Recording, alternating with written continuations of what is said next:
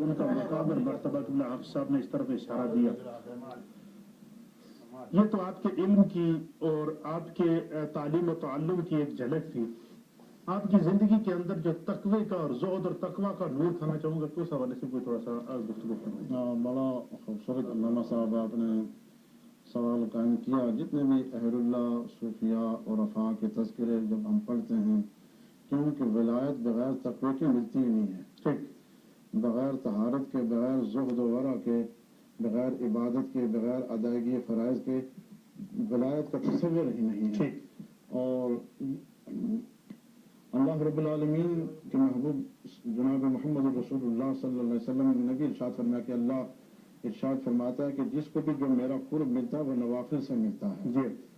تو حضرت بایزید بستامی رحمۃ اللہ تعالی علیہ کو بھی اللہ تعالیٰ نے ذوق بندگی، شوق بندگی، زہد و ورع کا ذوق اللہ تعالیٰ نے ابتدا ہی سے عطا فرمایا تھا. اور آپ سورہ مزمل پڑھ رہے تھے. اللہ جب تو بچپن ہے، چھوٹی عمر ہے. جی جی.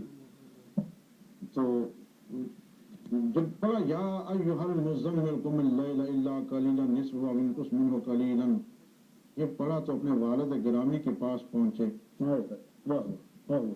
ان سے کہا ذرا اس کا مفہوم مجھے بیان فرمائیے. تو والد گرامی جانتے تھے کہ میرا بیٹا کتنا ذہین ہے، تو انہوں نے ایک جملہ میں ارشاد فرمایا کہ یہ حکم سید الکائنات صلی اللہ علیہ وسلم آپ کی ذات مبارکہ کو اللہ کی طرف سے ہے.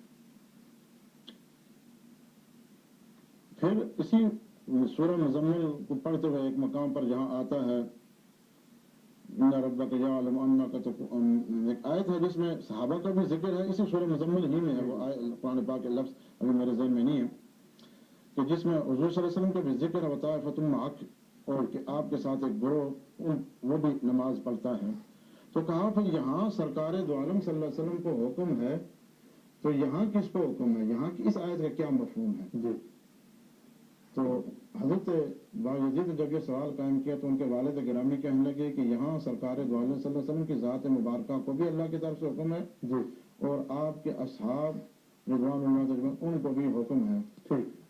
تو آپ نے فرمایا کہ پہلا حکم تو سرکار دو عالم صلی اللہ علیہ وسلم کے ساتھ خاص تھا، یا ایھا المزمل. ٹھیک ہے. یہاں حضور کا بھی ذکر ہے صلی اللہ علیہ وسلم، صحابہ کرام رضوان اللہ اجمعین کا بھی ذکر ہے، تو یہاں جماعت کا بھی ذکر ہے. تو یہاں آپ کی سنت سے کیوں دور ہیں، آپ کی سنت کیوں نہیں ادا کرتے. یہ سنا جب حضرت بایزید کے والد گرامی نے تو فرمایا بیٹے میں عبادت تو کرتا ہوں لیکن آج کے بعد میں ساری رات اللہ کی یاد ہی میں بسر کروں گا. معمول بدل گیا جی، سوچ بدل گئی، فکر کا زاویہ بدل گیا، خیال بدل گیا، ایک عجیب کیفیت طاری ہو گئی. بس سجدہ، تلاوت، ریاضت، عبادت میں منہمک ہو گئے ان کے والد گرامی. رات کا پچھلا پہر تھا، سر سجدے میں رکھا ہوا تھا، اٹھے، قیام، قعود، رکوع مکمل کر کے سلام پھیرا تو حضرت بایزید بستامی رحمۃ اللہ علیہ ابھی بچپنا آنکھ کھل گئی. والد کو بغور دیکھا کہ میرے والد گرامی قیام پہ قیام، رکوع پہ رکوع، سجود پہ سجود، تلاوت پہ تلاوت کر رہے ہیں. تو آپ نے عرض کیا اے میرے والد گرامی یہ آپ کیا ادا کر رہے ہیں. کہا بیٹے میں نماز ادا کر رہا ہوں، نفل نماز پڑھ رہا ہوں.